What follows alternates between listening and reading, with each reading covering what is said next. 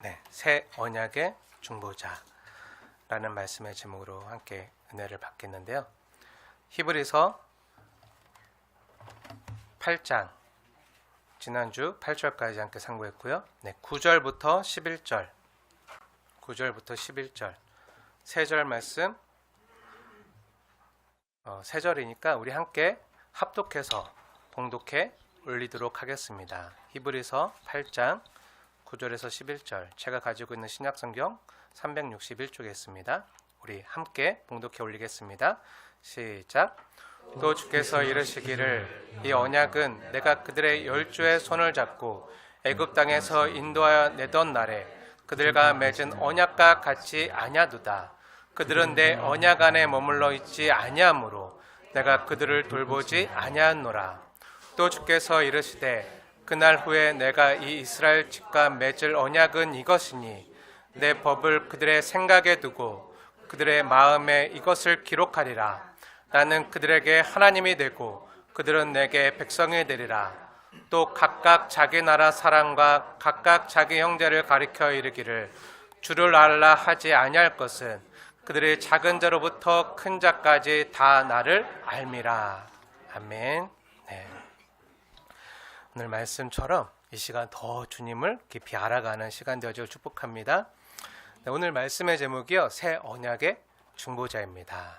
네, 우리 주 예수님께서 우리에게 새 언약을 주셨다는 말이에요. 네, 새 언약, 새 것. 많은 사람들이 새 것을 좋아하잖아요. 네, 새 핸드폰, 네, 새 집, 네, 새 차, 네, 뭔가 새 출발, 막 이런 거 새 것들을 많이 좋아하는데요. 왜죠? 네, 신선하고 새롭기 때문이죠. 그런데 동시에 새로운 것이 우리에게 놓여져 있어도요, 더 좋은 것이 새 것이 앞에 있어도요, 옛 것이 좋은 것이요 하면서 네, 옛 것을 고집하면서 네, 익숙한 것을 더 붙잡고 살기도 하는 것 같아요. 근데 그 옛 것이 뭔가 낡고 문제가 있다는 걸 알면서도 그래도 살다 보니 적응되니까, 네, 익숙하니까, 그리고 이게 더 편하니까, 또 이게 더 안정된 것 같으니까, 뭔가 변화를 요구해도 변화를 하지 않아도 되니까 하면서 옛 것을 놓지 못하고 옛 것을 붙들고 살아가는 사람들도 참 많은 것 같아요. 네, 그런 우리에게 오늘 말씀하신 하나님께서는 오늘 히브리서 8장 본문을 통해서 이제는 옛 구습, 옛 언약을 버리고 새 언약을 취하라고 말씀하십니다. 이제부터는 새 언약의 삶을 살라는 초대예요. 이 말은요, 단순히 지금까지 살던 생활이나 방식보다 이제 조금 더 좋은 방식을 주신다는 말이 아니라 완전히 다르게 새롭게 살게 해주시겠다는 약속이에요. 여러분, 복음은요, 율법의 업그레이드 버전이 아니에요. 율법보다 조금 더 나은 정도가 아니에요. 완전히 새로운 거예요. 율법으로 안 되기에, 율법이 흠이 있어서 율법으로 안 되기에 완전히 다른 새로운 은혜로 우리에게 주신 거예요. 전혀 다른 차원의 관계로 새롭게 우리를 부르신다는 선언이에요. 사랑하는 여러분, 히브리서 8장 9절을 보십시오. 하나님께서 우리에게 주시는 말씀으로 받으시면서 우리 9절 말씀 함께 읽겠습니다. 9절 시작. 또 주께서 이르시기를 이 언약은 내가 그들의 열조의 손을 잡고 애굽 땅에서 인도하여 내던 날에 그들과 맺은 언약과 같이 아니하노라. 그들은 내 언약 안에 머물러 있지 아니하므로 내가 그들을 돌보지 아니하노라. 네, 여기 본문에 보면요, 히브리 사도가 지적하는 것은요, 옛 언약인 율법의 한계와 결함을 지적하고 있는 거예요. 옛 언약이, 그 율법이, 모세 율법이 여러 가지 흠이 있고 한계와 결함을 갖고 있다는 거예요. 그럼 질문 드릴게요. 여러분, 율법이 나쁜 겁니까? 아니죠. 우리가 지난주에도 함께 상고했지만 하나님이 주신 거예요. 좋은 거예요. 하나님이 모세에게 주셨던 율법은요, 좋은 것이죠. 선한 거예요.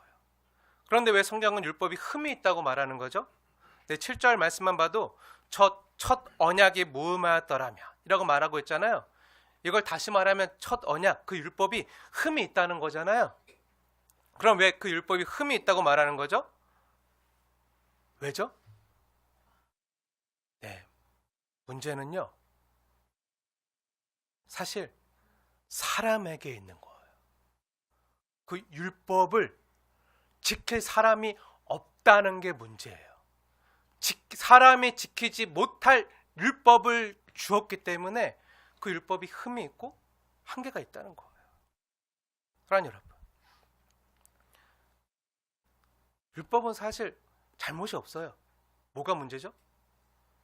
그 율법을 지키지 못하는 내가 문제죠. 문제는 사실 사람에게 있는 거예요. 언약은요, 좋은 거예요. 하나님이 주신 거예요. 약속도 분명했고요, 하나님의 요구도 정당했어요. 근데 문제는 뭐죠? 우리가 지킬 수 없다는 게 문제예요. 하나님이 주신 율법을요, 온전히 지킬 수 있는 사람이 없다는 게.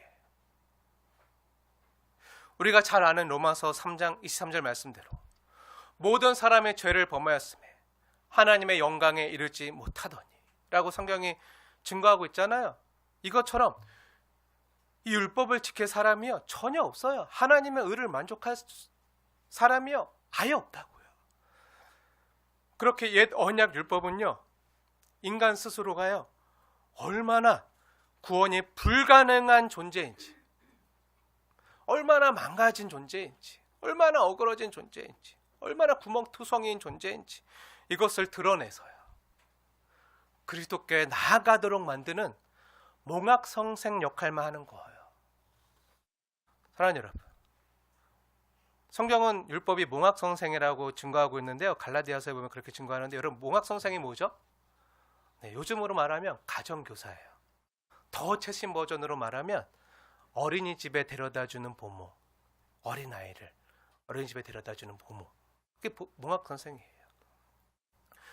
우리는요, 다 죄인이고요, 우리 스스로는 이 죄의 문제를 해결할 수 없기 때문에 우리의 죄를 대속하여 주실 그리스도께로 데려다주는 몽학선생 역할만 율법이 하는 거예요. 율법이 뭘 하죠? 우리의 죄를 지적하잖아요. 우리가 잘못한 걸 지적하잖아요. 해야 되는데 못하는 거 지적하잖아요. 했어야 되는데 안 한 거 지적하잖아요. 그럼 그거 지적하면, 아, 내가 하나님의 율법대로 못 살았구나, 내가 하나님의 의를 만족시키지 못하는구나, 내가 죄인이구나, 내가 하나님의 말씀을 어겼구나, 난 죄인이구나, 이거를 깨닫게 해서, 아, 내 스스로의 힘으로는 이 죄를 해결할 수가 없구나. 그래서 어떻게 한다고요? 예수님께 나아가도록 하는 역할만 한다고요. 이 몽학선생 역할을 하는 거예요. 사랑하는 여러분, 오늘 본문 한번 자세히 보세요. 히브리서 8장 8절에도요, 뭐라 말씀하시죠? 그들이 잘못했기 때문에 내가 다시 새 언약을 맺으리라 말씀하시잖아요. 그러시면서 하는 말씀이 방금 우리가 읽었던 말씀 9절 말씀에, 이 언약은 내가 그들의 열조의 손을 잡고, 내가 그들의 조상의 손을 잡고 애굽 땅에서 인도하여 내던 날에 맺은 언약과 같지 않다고 말씀하시고 있는 거예요. 그럼 한번 잘 생각해 보세요. 그럼 하나님께서 이스라엘 백성을 애굽 땅에서 인도해내던 날에 맺은 언약은 어떤 언약이죠? 어떤 언약이죠? 네, 시내산 언약이죠. 시내산 언약. 우리가 지난번 출애굽기 강의할 때 잘 생각했잖아요. 20장에, 출애굽기 20장에 십계명이 나오고, 또 21장부터 그 22장, 23장까지 또 율법 조문들이 나오잖아요. 그 하나님의 사랑의 율법이 나오잖아요. 그것들이 시내산 언약이에요. 그리고 그 언약의 핵심이 뭐였죠? 그 언약의 핵심이 뭐였죠? 10절 말씀 뒷부분을 보시면, 오늘 본문 이브리서 8장 10절 말씀 뒷부분을 보시면, 하나님과 사람이 세운 모든 언약의 핵심은요, 나는 그들에게 하나님이 되고 그들은 내게 백성이 되리라, 이거예요. 사실 이건 창세기부터 계속 나와요. 하나님께서 아브라함을 부르신 다음에 내가 너의 큰 상급이다, 창세기 15장에서 말하잖아요. 그 얘기가 뭐죠? 나는 너의 하나님이고 넌 내 백성이야. 이게 말씀이에요. 그런 말씀이 계속 나와요. 이삭에게도 나오고 야곱에게도 나오고 또 모세하고 세운 그 언약에도 나오고, 나는 그들에게 하나님이 되고 그들은 내게 백성이 되리라. 다시 말해서 너는 내 거다, 너는 내 소유다, 너는 내 사랑하는 자다. 이걸 계속 하나님께서 우리에게 누누이 말씀하시는 거예요. 그리고 이것을 알라는 거예요. 그래서 우리가 지난번 출애굽기 강의할 때 신의 산 언약인 십계명과 그 율법 조문을 받기 전에 하나님께서 출애굽기 19장에서 이제 20장부터 십계명 그리고 21장, 22장, 23장의 율법 조문들이 나오잖아요. 그 신의 산 언약을 받기 전에 하나님께서 출애굽기 19장에서 그 호렙산에서 시내산에서 애굽에서 인도해낸 처녀 이스라엘에게 프로포즈하는 장면을 우리가 다 함께 보았잖아요. 정말 그런가? 우리 진짜 다시 볼게요. 네, 정말 그런가? 다시 한번 확인해 보겠습니다. 우리 잠시 출애굽기 19장으로 가보겠습니다. 히브리서 8장을 표시해 놓고 출애굽기 19장으로 가보세요. 출애굽기 19장 본문은요, 하나님께서 모세를 시내산으로 부르셔서 하나님과 하나님의 백성들의 관계를요 어떻게 설정하시죠? 신랑과 신부로 설정하시면서 하는 이야기로 생각하면 이해하기 쉬워요. 정말 그런가? 우리 함께 출애굽기 19장 4절 말씀 함께 읽겠습니다. 4절 말씀 함께 읽겠습니다. 시작. 내가 애굽 사람에게 어떻게 행하였음과 내가 어떻게 독수리 날개로 너희를 업어 내게로 인도하였음을 너희가 보았느니라. 네, 이 말은 무슨 말이죠? 내가 너를 얼마나 사랑하는지 알지? 내가 너를 힘들게 하고 괴롭게 하는 그 애굽의 깡패로부터 내가 널 어떻게 지켜냈는지 알지? 하나님이 그래서 10가지 재앙을 내리시면서 하나님의 백성들을 구원해내셨잖아요. 건져내셨잖아요. 이렇게 내가 너를 지키는 자다. 내가 너의 든든한 남자친구이자 보디가드가 되어서 내가 너를 어떻게 독수리 날개로 안전하게 업어서 내게로 인도했는지 너 다 알지? 봤지? 그러시면서 5절과 6절에 이렇게 말씀하시는 거예요. 뭐라고 말씀하시죠? 5절과 6절 한번 자세히 보세요. 제가 읽겠습니다. 자세히 보세요. 하나님의 말씀입니다. 세계가 다 내게 속하였나니 너희가 내 말을 잘 듣고 내 언약을 지키면 너희는 모든 민족 중에서 내 소유가 되겠고 너희가 내게 대하여 제사장 나라가 되며 거룩한 백성이 되리라. 너는 이 말을 이스라엘 자손에게 전할지니라. 네, 이건 무슨 말이죠? 네, 이렇게 말씀하시는 거랑 같아요. 지금 이렇게 말씀하시는 거예요. 신랑 되신 하나님께서 신부된 이스라엘 처녀 이스라엘에게 이렇게 프로포즈하면서 말하는 거예요. 자, 낭자 보시오. 이 세계가 다 내 거요. 내가 당신을 위해서 다 준비하고 만들었어. 사실 이 세상 전부를 내가 당신을 사랑해서 당신과 함께 살려고 내가 세상을 창조한 것이요. 그리고 필요한 살림살이를 다 준비해 놓았는데, 젖과 꿀이는 땅을 다 준비해 놓았는데 당신이 내 말을 믿고 나와의 이 아름다운 결혼 서약, 이 사랑의 언약, 십계명과 이 신의 산 언약을 지킨다면 이게 다 당신 거예요. 그리고 세상이 당신이 내 거라는 것을 알게 될 거예요. 그렇게 당신은 내 소유이며 내 신부이며 내 순결한 아내임을 세상이 다 알게 될 거예요. 이런 사랑의 프로포즈를 19장 4절, 5절, 6절에서 하시는 거예요.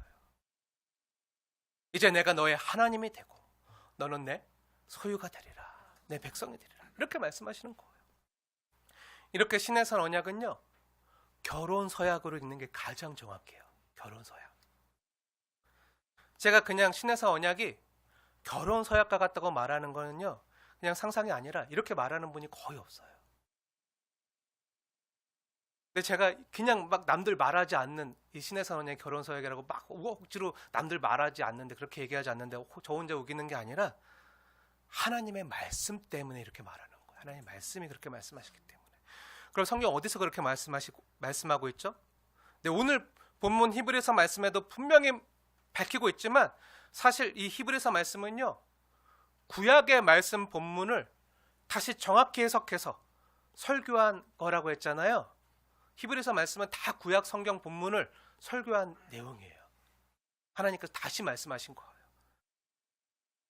근데 원래 우리가 오늘 함께 상고하고 있는 히브리서 8장 9절부터 11절 이 말씀이요, 다시 한번 보세요. 히브리서 8장 9절부터 11절에 있는 이 본문 말씀이요, 원래 구약 성경 어디에 있던 말씀이죠? 구약 성경 어디에서 가장 먼저 말씀하신 본문이죠? 어디죠? 기억나시나요? 제가 예전에도 여러 번 말씀드렸는데 구약 성경 어디죠? 시편 아니에요? 어디죠? 네. 출애굽기도 아니에요? 네. 어디죠? 예레미야서. 네. 구약 성경 예레미야서. 예레미야에서 말씀하신 새 언약에 대한 말씀이에요. 다 까먹으신 것 같아서 다시 볼게요. 네, 예레미야서를 봐야겠죠? 예레미야서 31장 31절 말씀 보세요. 찾기 쉬워요? 기억하기도 쉬워요? 예레미야서 31장 31절. 새 언약에 대한 말씀인데요. 31절부터 33절까지 말씀. 너무 중요하기 때문에 다 같이 찾아서 보겠습니다. 제가 읽겠습니다.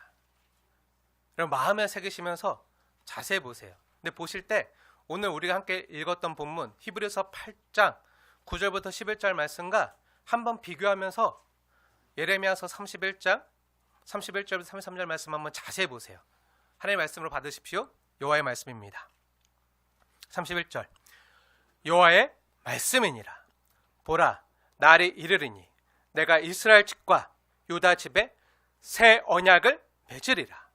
이 언약은 내가 그들의 조상들의 손을 잡고 애굽 땅에서 인도하여 내던 날에 맺은 것과 같이 아니할 것은, 잘 보세요, 내가 그들의 남편이 되었어도 그들의 내 언약을 깨트렸음이니라. 여호와의 말씀이니라. 33절 그러나 그날 후에 내가 이스라엘 집과 맺을 언약은 이러하니 곧 내가 나의 법을 그들의 속에 두며 그들의 마음에 기록하여 나는 그들의 하나님이 되고 그들은 내 백성이 될 것이라. 여호와의 말씀이니라. 아멘. 하나님의 말씀입니다. 보세요. 오늘 히브리서 8장 본문과 비교하면 어떻죠? 정확히 일치하잖아요. 이 새 언약의 말씀. 그럼 이 새 언약의 내용을 한번 다시 자세히 살펴볼게요. 여기 예레미야서 31장을 보세요. 31장 32절 한번 보면요, 하나님께서 말씀하시는 내용이 바로 이 출애굽한 이스라엘 백성들을 말하는 거잖아요. 근데 이때 하나님께서 자신을 뭐라고 말씀하시죠? 자신을 뭐라고 소개하시죠? 네, 남편이라고 소개하세요. 중간에 32절 중간에 내가 그들의 남편이 되었어도 라고 남편이라고 분명히 말씀하시잖아요. 그럼 신부는 누구죠? 신부는 누구죠? 네, 애굽 땅에서 인도해낸 이스라엘 백성들이죠. 하나님의 백성들, 바로 우리가 신부예요. 그러니까 신의 산 언약은요, 신랑 되신 하나님과 신부된 이스라엘 사이에 맺어졌던 결혼 서약이라는 거예요. 결혼 서약. 그래서 제가 결혼 서약으로 말하는 거예요. 하나님의 말씀이 그렇게 말씀하시기 때문에 아무도 그렇게 얘기하지 않아도요, 그렇게 말할 수밖에 없는 거예요. 그리고 신의 산 언약이요, 출애굽기 20장 10계명부터 23장까지 율법이 주어지는 장면이 나와요. 그 서약의 내용으로. 우리 결혼하면 결혼 서약서 쓰잖아요. 그 첫날 밤에 우리 이렇게 행복하게 살자 하면서 서로 지켜야 될 거 서약 막 쓰고, 또 결혼식장에서 하나님과 증인들 앞에서, 많은 사람들 앞에서 결혼 서약식을 하잖아요. 그 결혼 서약을 한 거라고요. 그리고 출애굽기 한번 보세요. 출애굽기 다시 우리가 19장 봤는데 20장 10계명, 21장, 22장, 23장 그 사랑의 율법 조문들이 나오고요. 그리고 이 4장 보세요. 이 4장, 이 언약서, 하나님께 받은 이 10계명과 그 율법 조문들, 사랑의 언약서를 가져다가 어떻게 하죠? 백성들에게 낭독하여 듣게 하는 장면이 나와요. 그렇죠? 모세가 이 언약서를 가져다가 백성들에게 낭독해서 듣게 한다고요. 다시 출애굽기로 돌아와서 출애굽기 24장 한번 보세요. 7절 말씀 보세요. 7절. 출애굽기 24장 7절 말씀 우리 함께 읽겠습니다. 시작. 언약서를 가져다가 백성에게 낭독하여 듣게 하니 그들이 이르되 여호와의 모든 말씀을 우리가 준행하리이다. 아멘. 아멘. 네, 이건요 결혼 서약서예요. 결혼 서약서. 네, 결혼 서약서. 이 결혼 서약서를 가져다가 신랑 되신 하나님이 우리에게 주신 그 사랑의 언약 서약을 백성들에게, 신부된 그 이스라엘 백성들에게 다 낭독해서 듣게 함으로, 그때 신부들이 어떻게 서약하죠? 여호와의 모든 말씀을 우리가 준행하리이다. 서약하잖아요. 근데 그 서약이 어떻게 됐죠? 깨졌죠. 준행했나요? 안 했죠. 깨졌어요.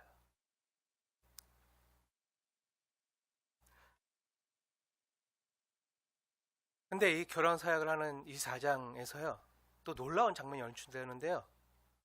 저는 정말 이 24장 말씀을 읽을 때마다 너무 놀라요.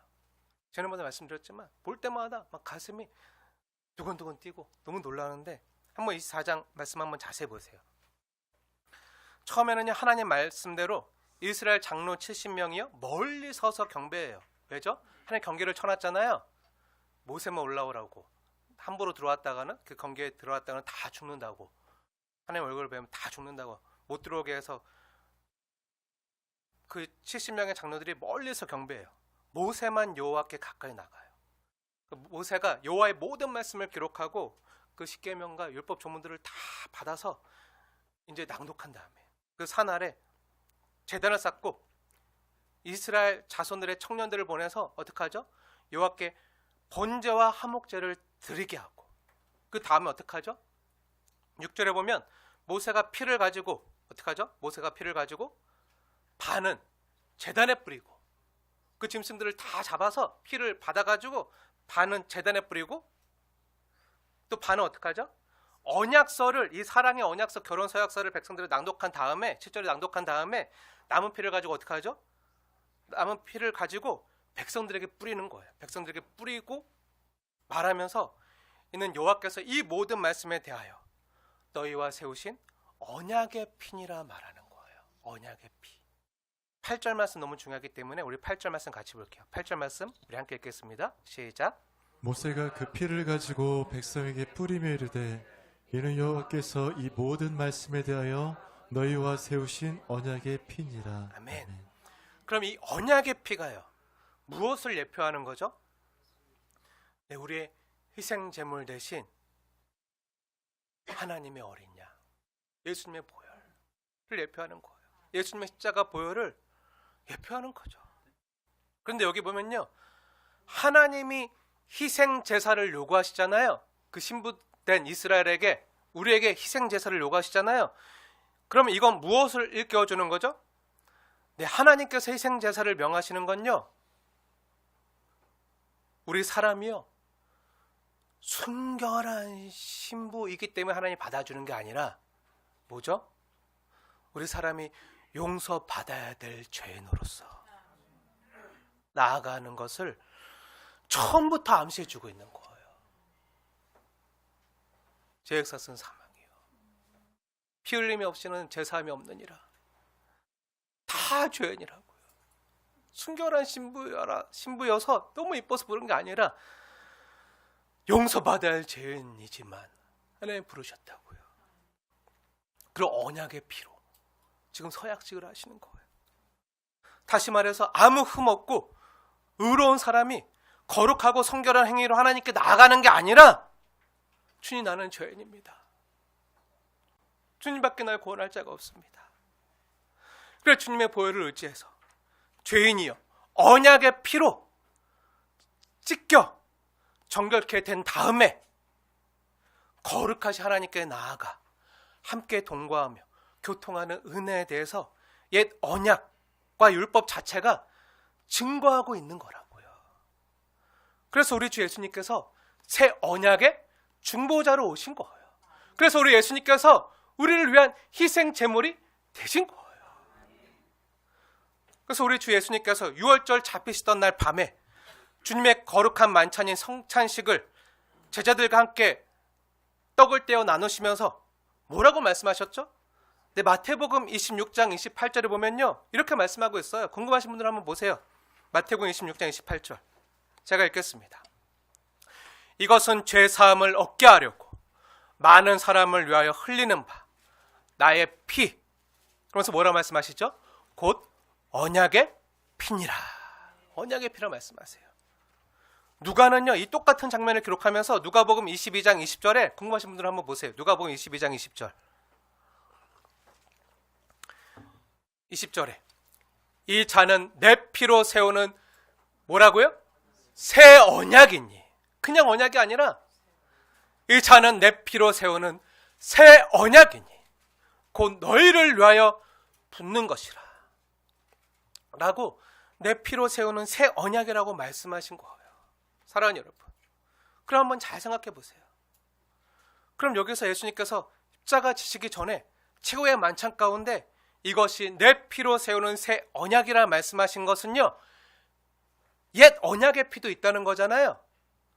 예수님이 십자가 지시기 전에 흘리신 피가 새 언약의 피니까 그 전에 옛 언약의 피도 있다는 거잖아요. 그럼 그 옛 언약의 피가 뭐죠? 옛 언약의 피가 어디 나오죠?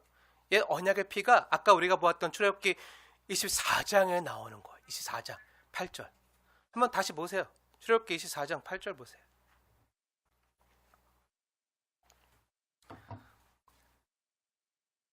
거기 보면 너희와 세우신 언약의 피니라 말씀하잖아요. 그러니까 출애굽기에 나오는 이 피는요, 옛 언약의 피죠. 그래서 정말 놀라운 일이 생기는데 어떤 장면이 연출되죠? 정말 전 이것만 보면 가슴이 뛰어요. 정말 보기 힘든 장면이 펼쳐지는데요.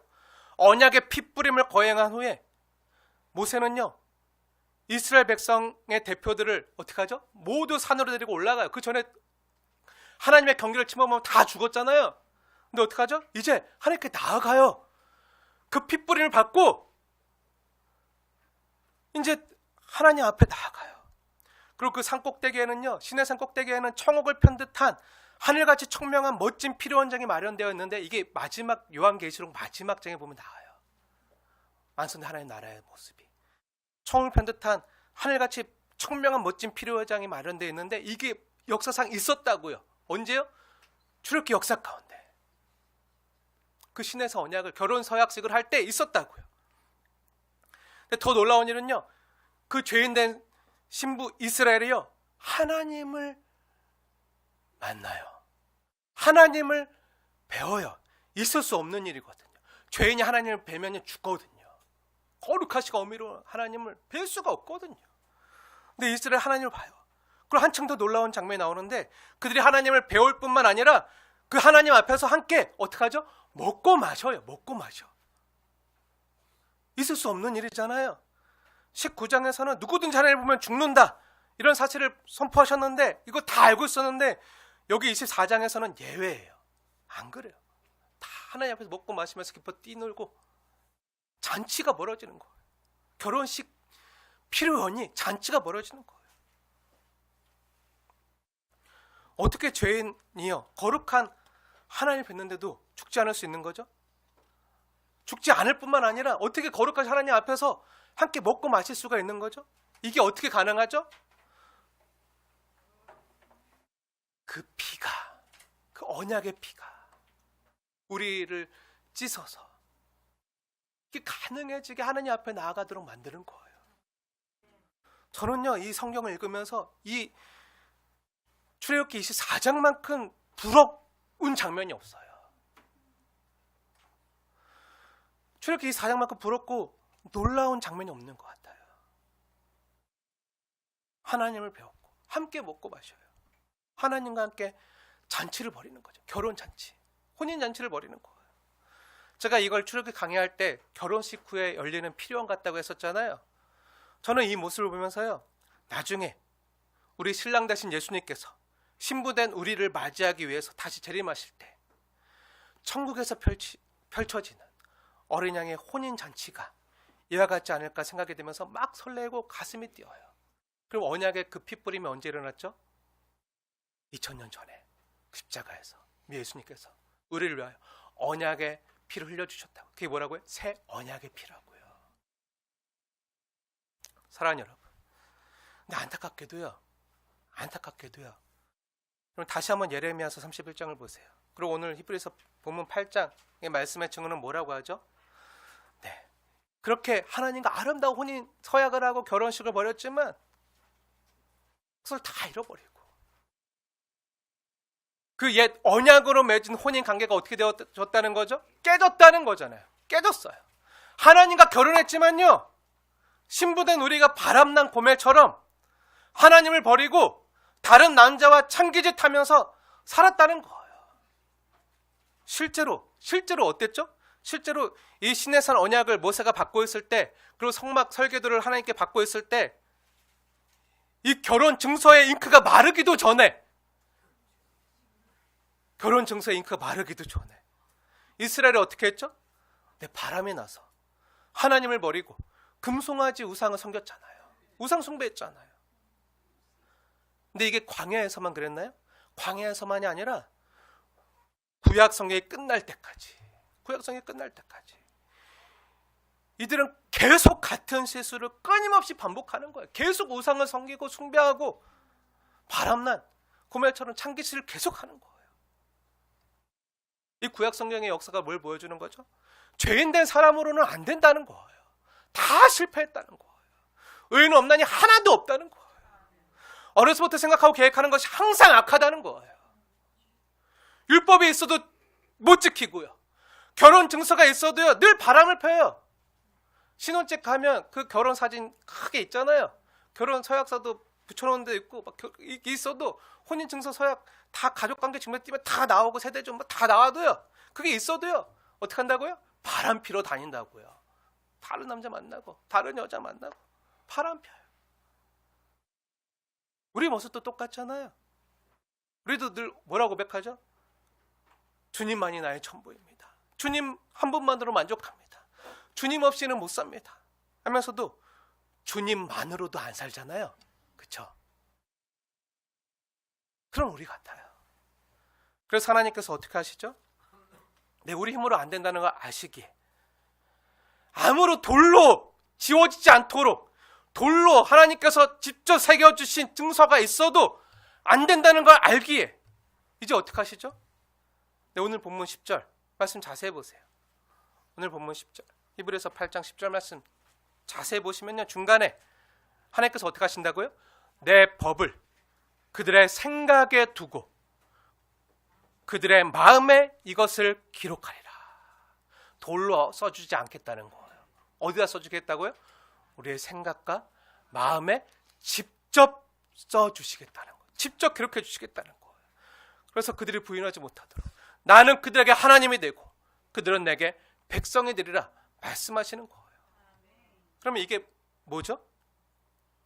네, 새 언약은요, 옛 언약인 율법과 같이 이거 해라, 하지 마라. 사실 율법은요, 해라, 하지 마라 이런 계명이 가득하잖아요. 그런 명령이 아니라 이제 뭐라는 거죠? 어떻게 선포하시는 거죠? 관계라는 거예요. 관계. 근본적인 관계 회복을요, 선포하시는 거예요. 선포하시는 거예요. 율법으로 안 된다 그랬어요. 다 그거 지킬 수 있는 사람이 없어요. 다 깨어졌어요. 그래서 이제 어떻게 한다고요? 사람의 힘으로 안 되니까 이제 하나님께서 근본적인 관계 회복을 선포하시는 거예요. 내가 직접 해줄게. 내가 너의 마음에, 내가 널 얼마나 사랑했는지 알게 해줄게. 그래서 성령님을 보내셨잖아요. 사랑하는 여러분, 첫 번째 언약의 특징은요, 남편과 아내라는 부부로 살지만요, 문서로만 부부일 뿐. 실제로 어떻게 살죠? 실제로 요즘으로 말하면 이혼 숙녀 캠프나 사랑과 전쟁에 나오는 부부들의 모습처럼 신부가 부부의 도리를 저버리는 모습이에요. 신랑 대신 하나님 우리를 향해서 언제나 늘 지고지순한 수뇌부를 펼치시고 늘 긍휼한 마음으로, 사랑의 마음으로 기다리시는데 우리 어떻게 하죠? 늘 그 신랑을 저버려요. 늘 바람 피고.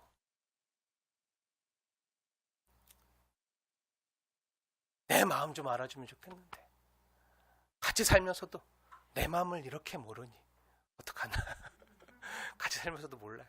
한번 잘 생각해 보세요. 우리 중에도 부부가 여기 몇몇 분들 많이 앉아 계신데요, 부부 관계도 솔직히 그렇잖아요. 남편과 아내의 관계도요, 사이가 좋으면요 괜찮아요. 사이가 좋으면 너무 괜찮지만 만약 남편과 아내가 싸웠어요.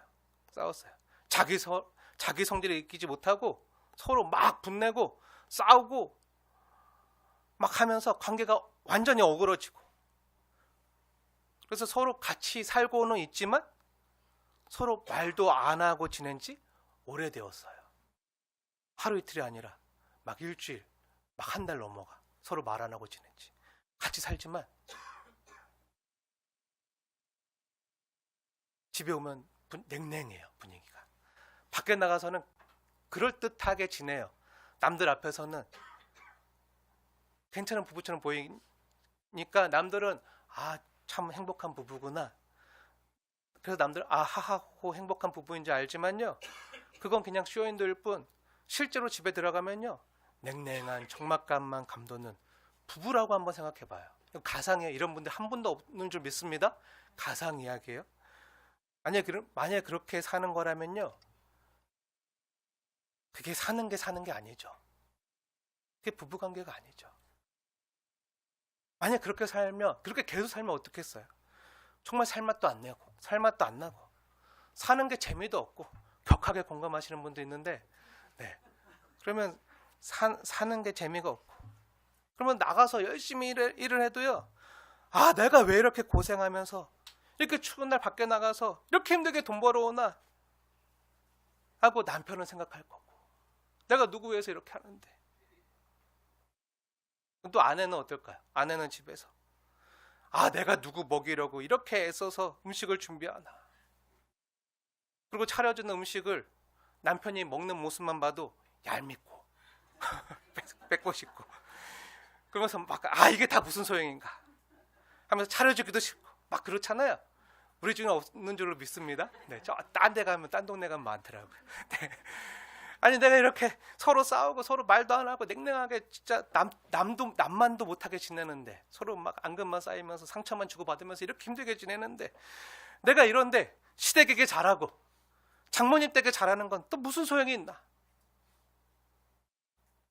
남편과 사이가 이렇게 안 좋은데, 아내와 사이가 이렇게 안 좋은데, 점점점 하고 생각할 수가 있을지도 몰라요. 오랫동안 싸우고 서로 말도 안 하고 냉랭하면, 아니 어떻게 내 마음을 이렇게 몰라? 왜 이렇게 몰라줘? 그것도 그게 싸울 일이야?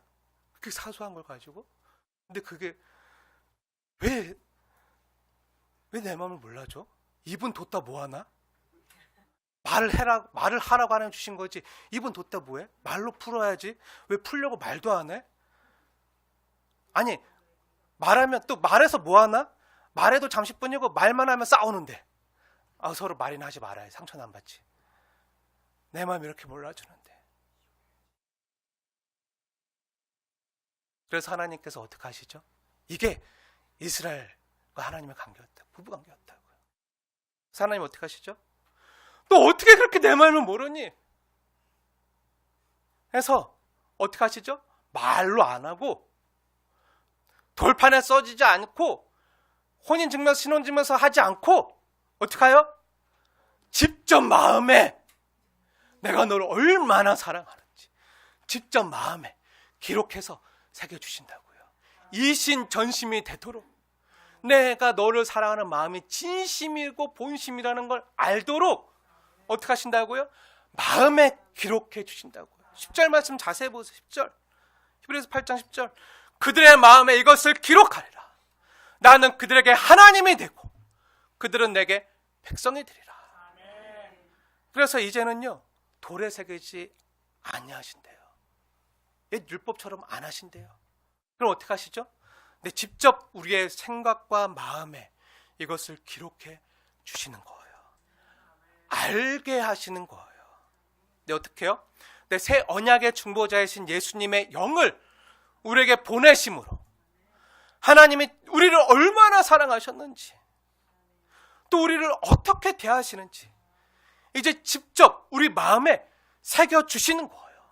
우리 안에 내주하시는 그리스도의 영을 통해서 알게 해주시는 거예요. 그럼 어떻게 사랑해 주셨죠? 근데 아까 우리가 보았지만요, 예수님께서 이것은 내 몸이니 받아 먹으라, 이것은 내 피니 받아 마시라, 이것이 너희를 위한 새 언약이라 말씀하셨잖아요. 그렇게 사랑하셨다고요. 그래서 새 언약이라고요. 예수님께서 저와 여러분을 십자가에서 죽기까지 사랑하신다는 그 증거, 이 십자가 사랑을 그리스도의 영이 성령님을 우리에게 보내주어서 직접 알려주시는 거예요. 확증해 보여주시는 거예요. 그래서 새 언약은요, 외부의 명령이 아니라 하지마, 하면 죽어, 하면 복받고, 안 하면 너 저주받을 줄 알아, 심판받을 줄 알아, 막 이런 외부의 명령으로 못하면 어떡하지, 벌벌 떨고 두려워하는 그런 게 아니라 뭐죠? 새 언약은요, 내 마음의 변화예요. 내 마음의 변화, 내부로부터의 변화, 내 안에 내주하시는 성령님께서 일으켜 주시는 변화라고요. 남에게 잘 보이려고 하는 게 아니라 내 안에서 우러나와서 기쁨과 자원함으로 행하는 변화라고요. 내부로부터의 변화. 그래서 외부로부터 주어지는 율법의 명령에 따라서 내가 뭔가 해야지 복받고 하지 않으면 벌받는 그런 두려운 신앙이 아니라, 그런 자유하지 못한 신앙이 아니라, 나를 사랑하시는 주님 때문에, 주님이 나를 이렇게 사랑하셨는데, 내가 이런 은혜를 입었는데 나도 주님을 위해 살아야지, 나도 주님을 위해 해야지 하고 싶어지는 마음이 솟아나는 거예요. 이거는요, 성령으로 거듭나지 않으면요, 중생하지 않으면요, 생길 수 없는 거예요. 그래서 거듭남은요, 혈통으로나 육정으로가 아니라 오직 하나님의 뜻으로 다시 태어나는 게 바로 거듭남, 그리고 하나님의 자녀됨이에요. 이걸 아는 게 복음의 정수를 아는 거고요.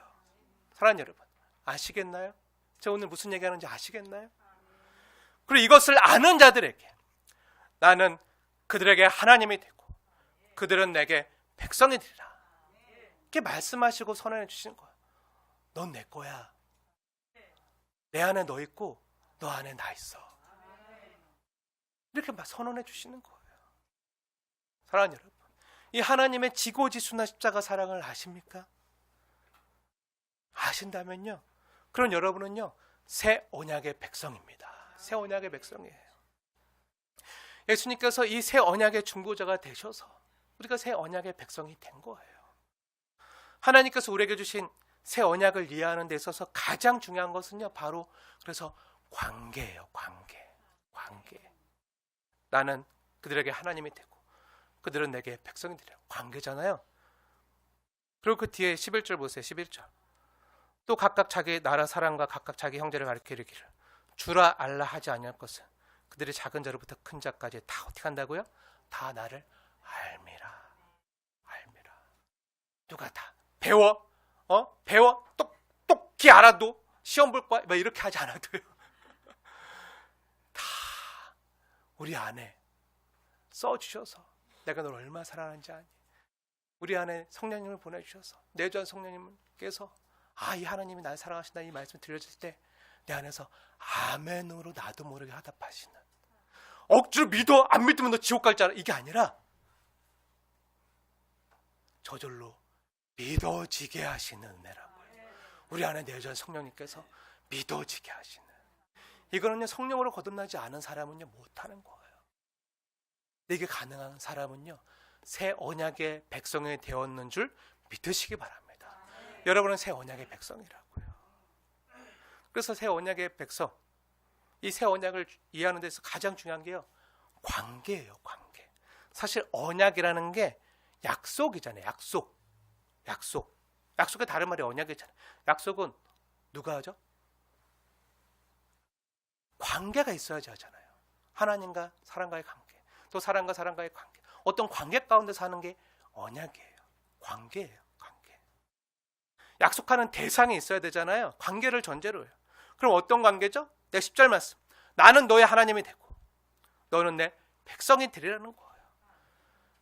그런데 여기서 우리가 오해하지 말아야 될 게요, 이 언약은요, 하나님의 백성이 되는 조건으로서의 언약이나 율법이 아니라는 거예요.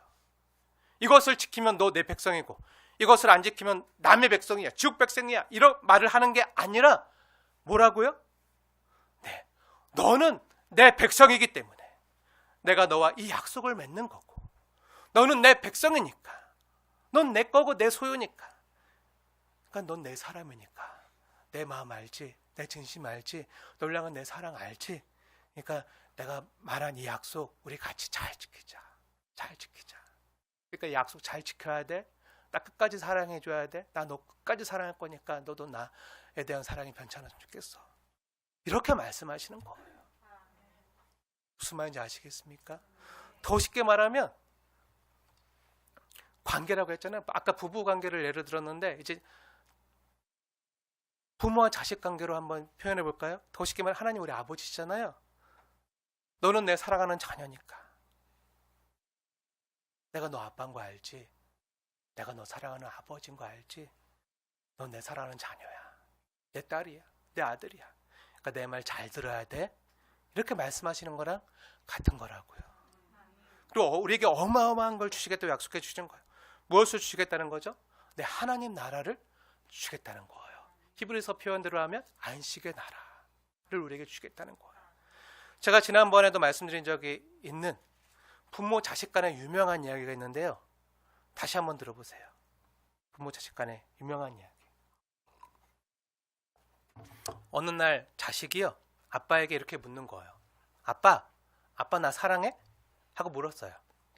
그러자 아빠는 그 딸을 보면서, 아들을 보면서 이렇게 말하는 거예요. 그럼 내가 너 얼마나 사랑하는데?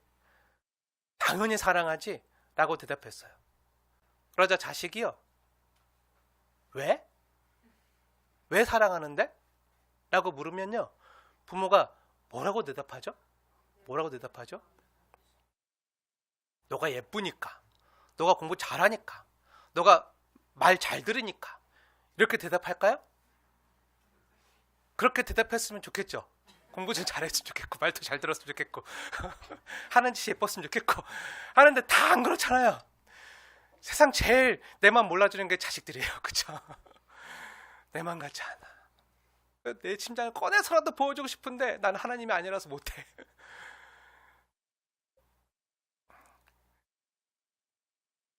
여러분, 예쁘니까, 공부 잘하니까, 말 잘 들으니까 이렇게 대답하는 부모 없잖아요. 그랬으면 좋겠는데 하나도 없죠. 하나도 아니죠. 여러분, 자식들이요, 여러분 마음 알아주나요? 엄마 마음 알아주나요? 아빠 마음 알아주나요? 부모 마음 아나요? 내 마음 같지 않아요. 내 마음을 그렇게 몰라줘도요, 그럼에도 여러분은요, 아마 여러분이 사랑하는 아들, 딸들에게 이렇게 대답할 거예요. 왜 사랑하냐고? 왜 사랑하냐고? 내 새끼니까, 내 딸이니까, 내 아들이니까, 너니까 사랑하는 거야. 너 공부 못해도, 애써 부려도, 너니까. 그 다음에는 이런 말 할지도 몰라요. 그러니까 공부 열심히 해. 그러니까 말 잘 들어. 그러니까 내가 너 사랑하는 거 알지? 아빠가 너 사랑하는 거 알지? 그러니까 앞으로 열심히 잘 살아. 이런 것과 같은 거예요. 이런 것과 같은 거예요. 하나님 먼저 우리를 이런 관계로 부르셨다고요. 하나님 우리와 관계를 다 이렇게 설정해 주셨다고요. 그리고 이 하나님의 자녀된 우리에게 기대하시는 게 있어요. 기대하시는 게 있어요. 거룩하게 사는 거, 진실하게 사는 거, 죄짓지 않는 거. 사랑하는 여러분, 이것이 바로 오늘 하나님께서 저와 여러분에게 주시는 말씀이에요. 새 언약의 말씀이에요. 못 알아들을까 봐 어떻게 하신다고요? 저와 여러분 마음에 직접 새겨주셨다고요. 새 언약의 중보자인 예수님의 영을 보내서 직접 기록해서 알게 해주신 말씀이라는 거예요. 사랑하는 여러분, 우리가 뭔가 잘해야지만 하나님의 자녀가 되는 게 아니라, 우리가 때로 실수하고 잘못해도요, 주님은 우리를 여전히 사랑하세요. 자녀로 대하세요. 우리 안에 계신 예수님의 영이신 성령님이 증인이에요. 그럼 우리는 어떻게 될까요? 하나님의 자녀된 우리는 어떻게 될까요? 이제 우리 차례죠. 이 주님의 사랑을 아는 자라면요, 아버지의 사랑을 아는 자라면요, 이제 내가 주님의 자녀이기에 더 이상 이렇게 죄짓고는 못 살겠다. 하나님 미워하시고 싫어하시는 이 죄, 내가 반복해서 죄짓고는 못 살겠다 하면서 이 죄가 나도 막 미워지고 싫어져야 될 줄로 믿습니다.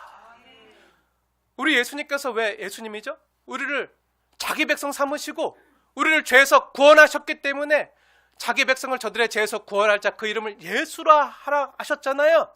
그럼 어떻게 하시죠? 임마누엘 하신다고 약속하셨어요. 임마누엘 한다. 하나님 우리와 함께 하신다고 하셨어요. 여러분, 하나님과 여러분과 함께 하십니다. 늘 함께 하세요. 생 끝내까지. 언제나. 우리가 의식하든 인식하지 않든. 근데 여러분, 만약에 하나님이 보여지는 모습으로 예수님처럼 몸을 입고 여러분 앞에 계시는데, 여러분과 함께 있는데, 같은 방에 있는데 죄 지을 수 있나요? 나쁜 짓 할 수 있나요? 못해요. 하나님 왜 우리 함께 하시는 거죠? 우리가 다 죄 가운데 빠져서 신음하고 아파하고 눈물을 흘리며 상처받는 거 못 보시니까. 우리 함께 하시면서 임마누엘 하시는 하나님께서 우리 함께 하시면서 우리를 그 죄로부터 계속 건져주시는 거예요. 죄 짓지 않도록 우리와 함께 하시면서 지키시는 거예요. 주님과 함께 하면요, 주님을 닮아가고 주님의 마음을 알며 나도 하나님 기뻐하시는 걸 하고 싶어지고, 하나님 사랑하고 이웃 사랑하고 싶어지고, 또 하나님이 싫어하시는 죄 짓는 거는 나도 싫어지고 미워지고, 주님과 함께 있으며 함께 살며 주님 마음을 알며 그렇게 저절로 되어지는 거예요. 이걸 저절로 알게 되어지는 거라고요. 관계 가운데 우리 안에 말씀하시는 그리스도의 영을 쫓아서 나도 행하고 싶어지는 거예요. 그러니 사랑하는 여러분, 축복합니다. 그리스도의 영을 쫓아서 거룩하게 사십시오. 진실하게 살아가십시오. 하나님을 사랑하고 이웃을 사랑하십시오. 죄는, 악은 모양이라도 버리십시오. 끊으십시오. 2025년도 가기 전에 다 오늘 끊으시고 새롭게 주님과 함께 시작하십시오. 사랑하는 여러분, 축복합니다. 우리 안에서 이미 착한 일을 시작하신 이가요, 우리를 하나님의 자녀답게 그리고 성도답게 세워갈 줄로 믿습니다. 새 언약의 중보자 되신 예수님과 함께 2025년도 옛 제약된 것을 다 버리고 2026년도 주님이 나에게 주시는 새 언약의 약속을 우리 삶 가운데서 이루어가는 저와 여러분 되시길 주님의 이름으로 축원을 드립니다.